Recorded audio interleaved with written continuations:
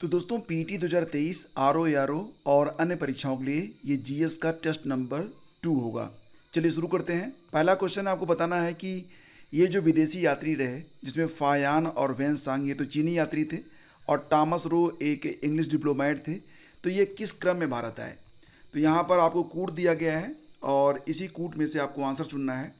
देखो फ्रेंड्स, बता दें कि फायान जो था ये 399 से 412 ईस्वी, ठीक है। सबसे पहले आप यहीं पे देखेंगे 399 से 412 ईस्वी के बीच में चंद्रगुप्त विक्रमादित्य के समय में आया था। तो ये जो ऑप्शन होगा 2 ये पहले आ जाएगा। दूसरे स्थान पर कौन आता है? वेनसांग। वेनसांग आया था, ये कब आया था? तो 630 से लेकर 643 ईस्वी के बीच में ये भारत में रहा। उस समय कौन था शासक? हर्षवर्धन, ठीक है। तो ये आपका 3 हो गया। इसके बाद फिर आता है टॉमस रो। टॉमस रो आपको पता ही है कि ये जहांगीर के दरबार में आया था। कब आया था? 1915 से 17 के बीच में, सॉरी 1615 से 1617 के बीच में, ठीक है। तो ये आपका हो गया। तो क्रम क्या बनेगा? 2 3 1 जो कि है ऑप्शन सी। तो ये आप याद रखना। फिर आगे बढ़ते हैं। अगला क्वेश्चन है, सिराजुद्दौला किस युद्ध में अंग्रेजों से पराजित हुआ था? आपको पता है कि ये जो युद्ध हुए हैं बक्सर, प्लासी और वांडीवास, तीनों ही युद्धों में अंग्रेज जो थे विजयी हुए थे। बक्सर का जो युद्ध हुआ था इसमें आपको पता ही है कि इसमें कौन कौन लड़ रहे थे अंग्रेजों के खिलाफ। एक तो मीर कासिम और सुजाउद्दौला और शाह आलम। तो ये लड़ाई कब हुई थी? ये बक्सर की लड़ाई 1964 में हुई थी। इसमें जो है सुजाउद्दौला नहीं था। सुजाउद्दौला कब लड़ा था? प्लासी के युद्ध में। प्लासी का युद्ध कब हुआ था? 1757 में होता है प्लासी का युद्ध, और इसमें सुजाउद्दौला लड़ता है जो कि अंग्रेजों से हार जाता है। वांडीवास का जो युद्ध था ये कब हुआ था? ये 1760 में होता है, और इसमें जो फ्रांसीसी थे उनके अगेंस्ट इंग्लिश थे, तो इसमें फ्रांसीसी जो थे वो हार गए थे। तो यहाँ पर प्रश्न है कि सिराजुद्दौला किस युद्ध में अंग्रेजों से पराजित हुआ था? तो आंसर बनेगा ऑप्शन बी, प्लासी के युद्ध में, ठीक है। अगला क्वेश्चन है, इनमें से कौन हड़प नीति का कट्टर समर्थक था? तो हड़प नीति जो है ये संबंधित किससे है? लॉर्ड डलहौजी से। लॉर्ड डलहौजी 1848 से लेकर 1856 तक, ये टाइम याद रखना, 1848 से लेकर 1856 तक भारत का ये वायसराय रहा था। और लॉर्ड डलहौजी का यही कार्यकाल है 1848 से 1856। तो डलहौजी ने भारतीय राज्यों को ब्रिटिश क्षेत्र में सम्मिलित करने के लिए राज्य हड़प नीति चलाई थी। तो इसमें सतारा, जैतपुर, संभल, बघाट, उदयपुर, झांसी, नागपुर और अवध का विलय कर लिया गया था। अच्छा, एक महत्वपूर्ण बात और याद रखना कि 1853 में लॉर्ड डलहौजी के समय में ही भारत में पहली रेल चली थी। कहाँ से कहाँ तक? मुंबई से चली थी ठाणे के बीच में, ठीक है। तो यहाँ पर ऑप्शन बी आपका सही है, बी। अगला क्वेश्चन देखते हैं, भारतीय इतिहास में धन्वंतरी कौन थे? धन्वंतर जो थे ये एक चिकित्सक थे और ये चंद्रगुप्त विक्रमादित्य के दरबार में रहते थे। तो ये ऑप्शन बी आपका यहाँ पर करेक्ट है। ये याद रखना, ये काफ़ी इंपॉर्टेंट क्वेश्चन है, ठीक है। चंद्रगुप्त विक्रमादित्य के दरबार में नवरत्न रहते थे, तो उसी में ये भी थे। तो अन्य जो थे वो छपड़क, शंक, वेताल भट्ट, घटकपर और वररुचि, अमन सिंह, वरामिहिर और कालिदास। कालिदास भी चंद्रगुप्त विक्रमादित्य के ही दरबारी थे, ये भी याद रखना। ऑप्शन बी करेक्ट है। मौर्यकालीन भारत के विवरण वाली इंडिका के लेखक कौन है? तो इंडिका नामक जो किताब है जिसमें मौर्य काल का विवरण मिलता है, तो इसका लेखक है मेगास्थनीज। अब यहाँ पर देखिए 3 नाम है, मैं तीनों को आपको बता देता हूँ। फायान के बारे में मैंने आपको बताया, वेनसांग के बारे में बताया। वेनसांग कब आया था? तो दोस्तों वेनसांग हर्षवर्धन के समय में आया 630 से 643। फायान जो था ये आया था चंद्रगुप्त विक्रमादित्य के समय में। चंद्रगुप्त विक्रमादित्य ये हर्षवर्धन। मेगास्थनीज जो था ये चंद्रगुप्त मौर्य के समय में आया था, ठीक है। और इंडिका इसी की रचना है। ये जब भारत में था तो वो 304 से लेकर मतलब 299 बीसी ईसा पूर्व की घटना है ये, जब मेगास्थनीज आया था, ठीक है। और इंडिका जो है इसी ने लिखी है। साइमन कमीशन कब भारत आया था बताओ? 1925, 1926, 1919 या फिर 1928? तो साइमन कमीशन भारत आया था फ्रेंड्स 1928 में। तो देखो साइमन कमीशन का जो गठन हुआ था ना ये 1927 में ही हो गया था, लेकिन इस कमीशन के जो अध्यक्ष थे सर जॉन साइमन, ये कमीशन जब भारत आया तो उसमें सभी लोग जो थे वो ब्रिटिश थे। तो ये दल जो था वो फरवरी में पहुंचा था, फरवरी 2028 में भारत पहुंचा था। और भारतीयों को सदस्य न बनाए जाने के कारण संपूर्ण देश में एक विशेष रूप से हड़ताल आयोजित की गई थी और एक नारा भी लगाया गया था, साइमन गो बैक का नारा लगाया गया था। तो ये याद रखना, 1928 की घटना है। फिर आगे बढ़ते हैं, क्वेश्चन नंबर 7 पे आ जाइए। मध्ययुगीन भारत में सर्वप्रथम रुपया नामक सिक्का किसने चलाया था? तो यहाँ पर ऑप्शन में है हुमायूं, अकबर, जहांगीर और शेरशाह। तो रुपया नामक जो सिक्का था किसने चलाया था फ्रेंड्स? तो ये शेरशाह ने चलाया था, ऑप्शन बी करेक्ट है। तो शेरशाह का जो शासनकाल था वो भारतीय मुद्रा के इतिहास में परीक्षण का काल था। उसने मिश्रित धातु के जो सिक्के थे बंद कर दिए थे। इसके अलावा उसने जो था वो सोना और मतलब गोल्ड, सिल्वर और साथ ही साथ तांबे के यानी कि ब्रोंज के, यहाँ पर आप समझ रहे हैं ना, गोल्ड, सिल्वर, ब्रोंज, ये सभी सिक्के चलवाए थे किसने? शेरशाह ने चलवाए थे, ये याद रखना, ठीक है। चांदी के रुपए की जो तौल थी वो 180 ग्रेन थी, ये याद रखना। और इसमें 173 ग्रेन ये विशुद्ध चांदी होती थी, ये भी याद रखना। फिर आगे बढ़ते हैं, महमूद गजनवी का दरबारी इतिहासकार कौन था? महमूद गजनवी का दरबारी इतिहासकार ये उत्बी माना जाता है, ऑप्शन बी। तो अब ये आपको पता ही होगा कि महमूद गजनवी के दरबार में शाहनामा का जो लेखक था फिरदौसी, वो भी रहता था। अलबरूनी, उत्बी आदि लोग भी महमूद गजनवी से ही संबंधित हैं। उत्बी जो था वो महमूद गजनवी का दरबारी इतिहासकार था, तो ये याद रखना।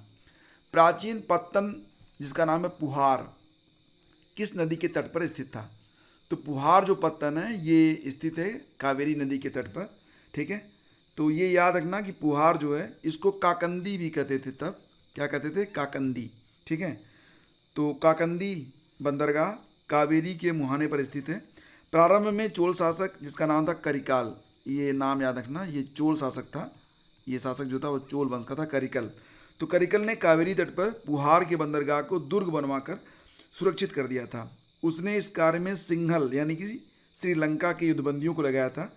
ईसा की जो पहली शताब्दी थी उसमें जो तमिल साहित्य रचा गया उसमें भी पुहार का वर्णन मिलता है कि यह पुहार जो था वो एक बहुत ही व्यस्त बंदरगाह था, ठीक है। महावीर स्वामी को किस नदी के तट पर ज्ञानोदय हुआ था? तो आपको पता ही है कि उनको जो ज्ञान मिला था वो रुजपालका नदी के तट पर मिला था। अब देखो यहाँ पर एक बात और कि महावीर स्वामी का जो जन्म माना जाता है वो 540 माना जाता है बीसी, लेकिन अब ये बदल गया है, अब ये 599 बीसी हो गया है। जो नई एनसीईआरटी है ना उसमें ये परिवर्तन आपको देखने को मिलेगा कि 599 बीसी में जन्म होता है महावीर स्वामी का, और ये कुल 42 साल की उम्र में इनको जो ज्ञानोदय हुआ था ऋषिपालका नदी के तट पर। तो ये जरूर याद रखना, ये इंपॉर्टेंट है। और इनकी जो डेथ हुई थी वो कब हुई थी? 72 साल की उम्र में हुई थी। कब हुई थी? 468 बीसी में हुई थी, ठीक। फिर आगे बढ़ते हैं, अगला क्वेश्चन है, राख का टीला किस नौपाषाणिक स्थल से संबंधित है? तो यहाँ पर देखेंगे तो राख का टीला जो है ना वो एक जगह से और मिलता है, कहाँ से बताओ? देखो फ्रेंड्स, यहाँ पर मैं बताना चाहूँगा कि कर्नाटक में मैसूर के पास जो वेल्लारी जनपद है वहाँ पर संगनकल्लू नामक नवपाषाणिक पुरा स्थल से राख का टीला मिला है। तो यहाँ पर जो आपका आंसर है वो ऑप्शन डी बनेगा, संगलकल्लू। लेकिन ये माना जाता है कि राख का टीला जो था ना वो एक जगह से और मिला है। तो ये कौन सा था? ये था बुधियाल से भी राख का टीला मिला है, लेकिन ये मध्य पाषाण कालीन है, तो इसीलिए ये इसका आंसर नहीं बनेगा, ठीक है। मध्य पाषाण काल से संबंधित है।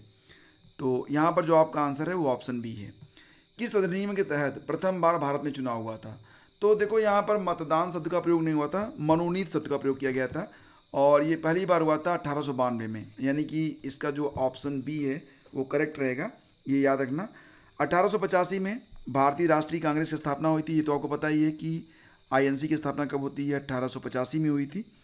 और इसके बाद आईएनसी ने संवैधानिक सुधारों की मांग की थी। फलस्वरूप ब्रिटिश संसद ने 1892 में भारतीय परिषद अधिनियम पारित किया था, ठीक है। तो इसी के दौरान जो था इसी अधिनियम में निर्वाचन पद्धति का आरंभ जो था वो किया गया था। हालांकि उसमें जो निर्वाचन शब्द था उसका प्रयोग नहीं किया गया था, वहाँ पर मनोनीत शब्द प्रयोग मिलाया गया था, लेकिन ये इंपॉर्टेंट है इस क्वेश्चन के लिए। गांधी जी के नमक सत्याग्रह का एकमात्र उद्देश्य क्या था? तो दोस्तों, गांधी जी द्वारा जो नमक सत्याग्रह शुरू किया गया था, आपको पता है कि दांडी मार्च था वो 12 मार्च 1930 से ये यात्रा शुरू हुई थी, और ये कब पूरी हुई थी? 6 अप्रैल 1930 को ये यात्रा पूरी हुई थी। कुल 78 लोगों के साथ गांधी जी ने ये मार्च जो है पूरा किया था। इसका एकमात्र उद्देश्य ये था कि नमक कानून को निरस्त करना। गांधी जी द्वारा प्रारंभ जो नमक सत्याग्रह था, इसका उद्देश्य क्या था? ब्रिटिश सरकार द्वारा जो नमक पर टैक्स लगाया गया था, कर लगाया गया था, उसको निरस्त करना। ठीक है, तो कुल 78 सहयोगियों के साथ गांधी जी ने यात्रा शुरू की थी। तो ये जरूर याद रखना, साबरमती आश्रम से यह यात्रा शुरू हुई थी और दांडी तक चली थी। ठीक, इसके बाद फिर सविनय अवज्ञा आंदोलन की स्टार्टिंग हो गई थी। सविनय अवज्ञा आंदोलन इसी यात्रा के बाद शुरू हुआ था। इंडियन होम रूल सोसाइटी की स्थापना कब हुई थी? तो देखो फ्रेंड्स, ये जो इंडियन होम रूल सोसाइटी है ना, इसकी स्थापना होती है 1905 में, फरवरी के महीने में होती है 1905 में, तो ये याद रखना। और लंदन में हुई थी। लंदन में किसने किया था? तो श्याम जी कृष्ण वर्मा ने। ये नाम भी याद रखना, ये इंपॉर्टेंट है, श्याम जी कृष्ण वर्मा। तो इन्होंने ही इसको बनाया था। ठीक है, और एक इंडिया हाउस नाम से एक सोसाइटी भी स्थापित की गई थी। इस संस्था का उद्देश्य क्या था? अंग्रेजी सरकार को आतंकित कर स्वराज्य प्राप्त करना। यहाँ से एक समाचार पत्र भी निकला था जिसका नाम था सोशियोलॉजिस्ट। इसका नाम सोशियोलॉजिस्ट नामक एक समाचार पत्र भी निकाला गया था इसी दौरान, तो ये नाम याद रखना। फिर देखो, आज का ये अंतिम प्रश्न है कि किस कांग्रेस अधिवेशन में होना चाहिए था? 1905 में बंगाल में स्वदेशी तथा बहिष्कार आंदोलन चलाने का समर्थन किया गया। तो फ्रेंड्स, ये बनारस वाला अधिवेशन था। देखो फ्रेंड्स, यहाँ पर 19 जुलाई 1905 को सरकार ने विभाजन की रूपरेखा जनता के सामने रखी थी और 20 जुलाई को विभाजन की घोषणा की गई थी। इसके परिणाम स्वरूप क्या हुआ था कि 7 अगस्त 1905, ये तारीख याद रखना, 7 अगस्त 1905 को कलकत्ता के टाउन हॉल में स्वदेशी आंदोलन की घोषणा की गई थी। तो 1905 में हुए बनारस अधिवेशन की अध्यक्षता करते हुए गोपाल कृष्ण गोखले ने स्वदेशी और बहिष्कार आंदोलन को समर्थन दिया था। तो यहाँ पर जो आपका आंसर बनेगा ऑप्शन डी बनेगा। तो एक प्रश्न आपके लिए होगा और ये प्रश्न इंपॉर्टेंट है, बताओ कि गोदान किसकी रचना है? पीडीएफ चाहिए तो आप टेलीग्राम चैनल को ज्वाइन कर लेना, लिंक वीडियो के डिस्क्रिप्शन में है। फटाफट आंसर करो, गोदान किसने लिखा है? जयशंकर प्रसाद, मुंशी प्रेमचंद, अज्ञे या फिर Nagarjun? Thank you so much.